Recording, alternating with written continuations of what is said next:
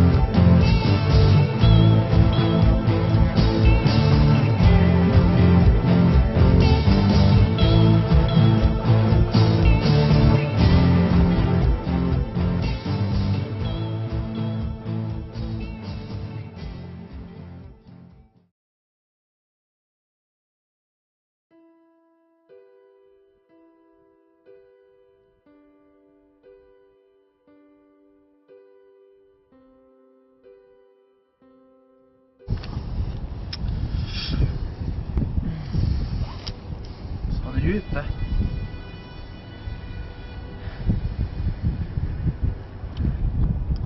Je sais pas quoi dire.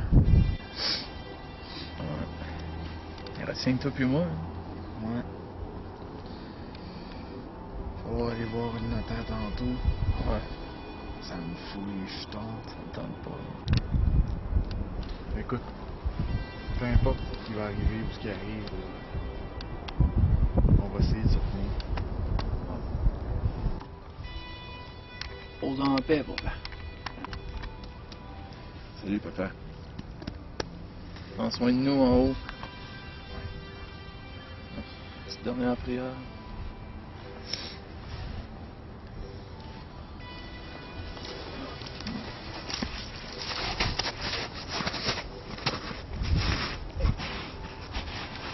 Donc les choses se sont passées un peu comme je m'attendais. Le notaire nous a légué l'entreprise de savon, à moi et mon frère, et j'ai été nommé le principal propriétaire, puisque mon frère était plus jeune que moi. Il y avait aussi quelques contraintes. Il fallait que je garde des anciens employés, chose qui faisait pas tout à fait mon affaire, parce qu'il y avait de l'air louche un peu. Mais je me suis dit qu'au fil du temps, il allait sûrement finir par partir. Il y a aussi le fait que c'était carrément quelque chose de nouveau pour moi. Donc il a fallu que je me mette beaucoup la tête dans les papiers et les dossiers. Puis je me suis rendu compte que mon père, il gérait pas seulement une entreprise de savon. C'était quelque chose d'un petit peu plus étrange que ça. Donc en faisant mes recherches et en côtoyant aussi les anciens employés, on m'a fait vite savoir que il y avait autre chose à faire que juste du savon. Bien sûr, l'argent était là. C'était des revenus qui étaient au-delà qu'une simple entreprise de savon. C'était le seul avantage que j'y voyais. Et malheureusement, j'avais impliqué toute la famille à l'intérieur de cette espèce de complot. Ma belle-sœur, Audrey Langevin, la femme de mon frère, s'en est vite rendu compte puisqu'elle travaillait depuis 3 ans avec moi. Et puis, sans jamais rien dire. Je pense qu'un jour, elle a eu envie de briser le silence. Entrez! Bonjour. Salut Audrey. Ça va bien? Ah bien, oui. J'ai eu un petit peu de problème avec la comptabilité. Il y a beaucoup d'entrées et de sorties d'argent. J'ai eu de la misère un peu à comprendre OK. où ça venait, là. Ben, écoute, je vais regarder ça. Je sais pas quoi dire. OK, on va regarder ça en profondeur. Merci. Pour ça va? Un peu. OK. Ça te tente pas d'en parler? Après tout, je suis ton beau-frère. Ah, j'aime mieux garder ça pour moi. Et cette journée-là, j'ai fait quelque chose que je pourrai jamais me pardonner.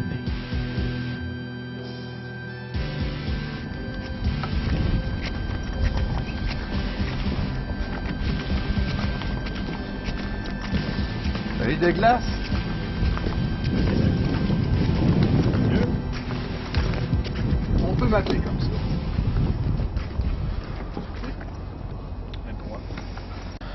Écoutez, monsieur Œil de Glace, ce que je m'apprête à vous demander n'est pas vraiment facile.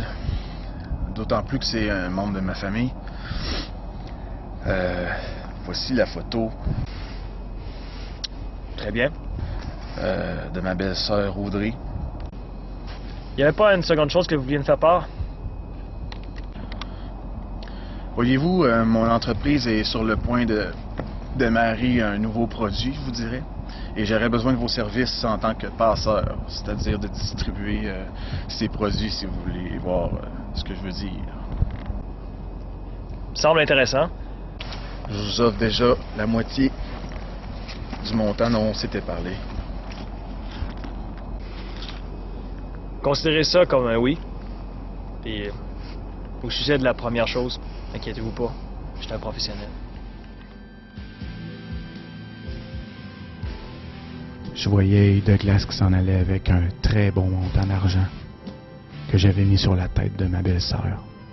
Et puis je me disais en moi-même que cette journée-là, je pourrais jamais l'oublier. Mais mettez-vous à ma place. L'auriez-vous fait pour sauver la vie de votre frère? Ça faisait longtemps que les employés avaient un œil sur mon frère et puis ils se disaient que il fallait qu'il passe parce qu'il était peut-être au courant de quelque chose, mais connaissant mon frère, je savais qu'il savait rien. Sa femme, elle, par contre, oui, elle devait partir.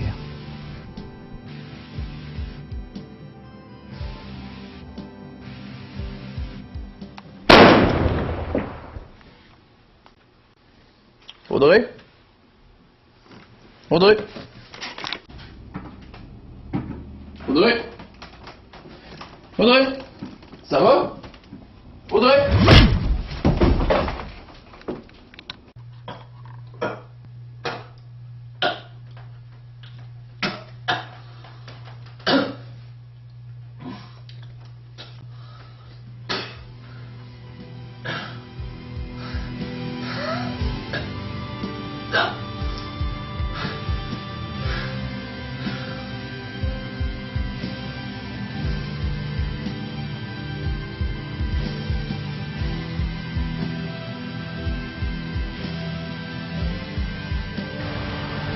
Bon matin, ici Marie-Florence au réseau CKI Montrébec.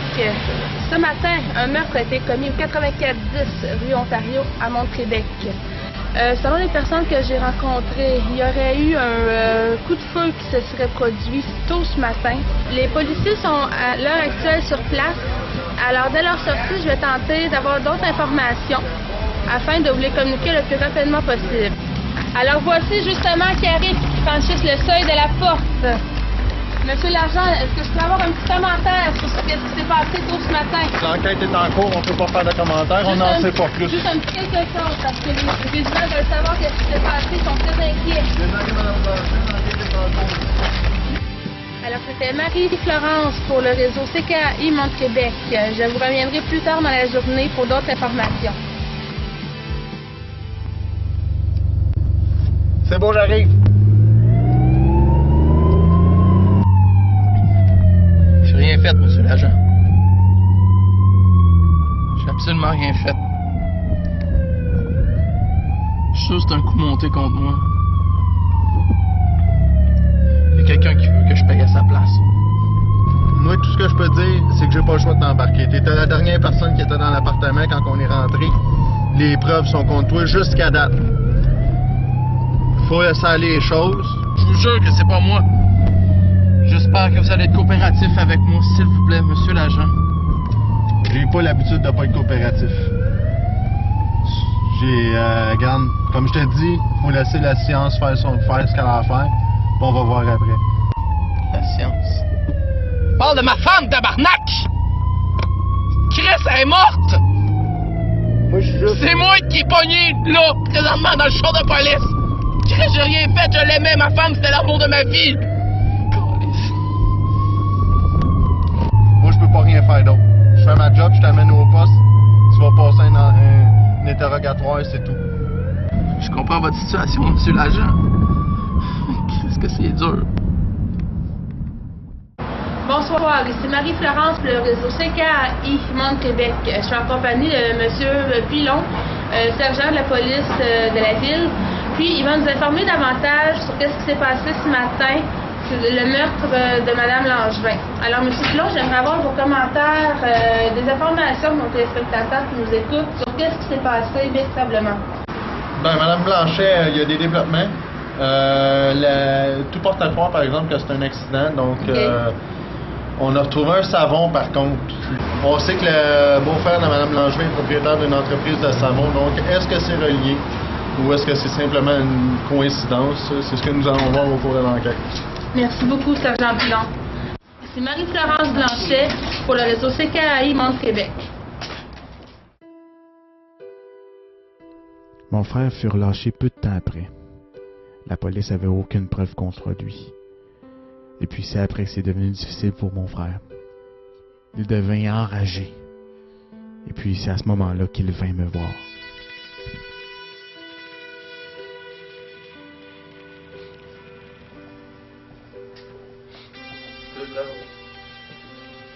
Salut, JP. Ça va? Ouais, ça va. Parlez 2 minutes. Oh oui, c'est toi, écoute, je suis en train de terminer le dossier. Pas de problème. Comment ça va, le moral, toi? Est-ce que je capote? Je t'en reviens pas que c'est arrivé. Moi, je veux partir. Moi, je m'en vais. Ah, fais pas ça. Ah, ouais, j'en ai besoin. Regarde, t'as une bonne équipe, là. J'ai formé une bonne équipe, là, pour au niveau des savons. Regarde, tout le monde connaît les recettes par cœur. J'ai dit, t'as Laurent qui, regarde, c'est mon contremaître. Il va prendre ça à mesure. Je vais je reprendrai ma job quand je reviendrai, là. Mais là, regarde, j'ai tout perdu. Puis, Ok. le paquet est parti il y a 3 ans. Puis... Ok, JP, regarde. C'est correct. Je sais que c'est vraiment pas facile. Même moi, j'en viens pas encore. Puis, fait que, ok. Prends le temps que t'auras besoin. Écoute, dans la famille, on va se supporter. On va pas juste...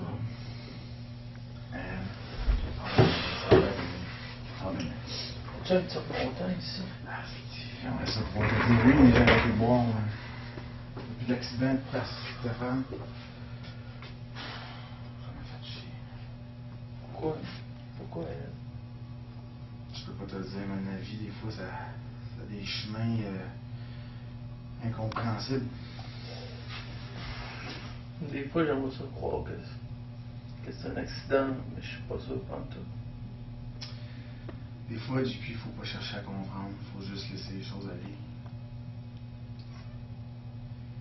J'aimerais ça, moi aussi, pouvoir dire, j'aimerais ça retourner dans le passé et me dire, Audrey, elle est pas morte, puis...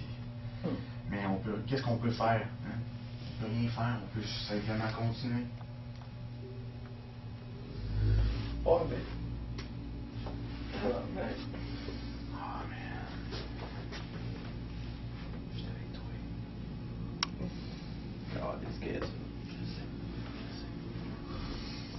Prends le temps qu'il te faut.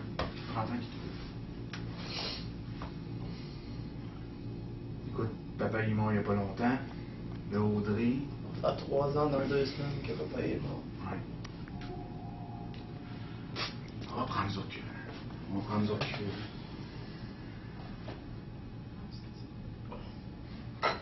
Je vais sûrement aller en Inde. Ok. Je vais aller voir notre cousin. Je vais aller voir ce qu'il fait là-bas. Ça m'a changé d'idée un petit peu.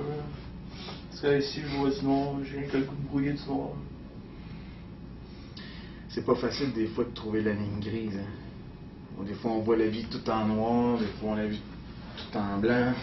On avait le projet d'un bébé. C'est hot, hein? On s'en allait. Le pire là-dedans, c'est que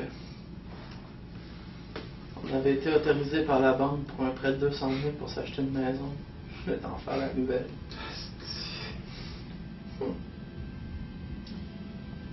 Écoute, prends le temps qu'il te faut là-bas, puis reviens-moi en forme, JP.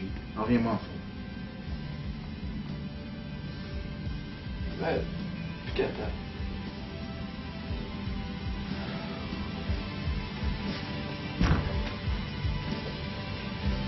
Ah non.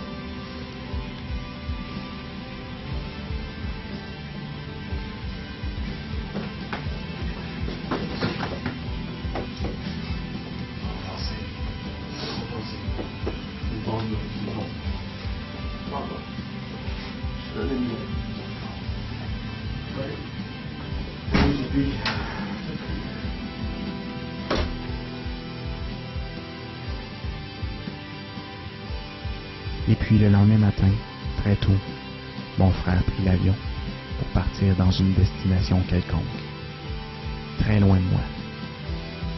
Je me disais dans mon fort intérieur que c'était probablement la meilleure chose qu'il puisse faire pour l'instant. Donc, je l'ai laissé partir.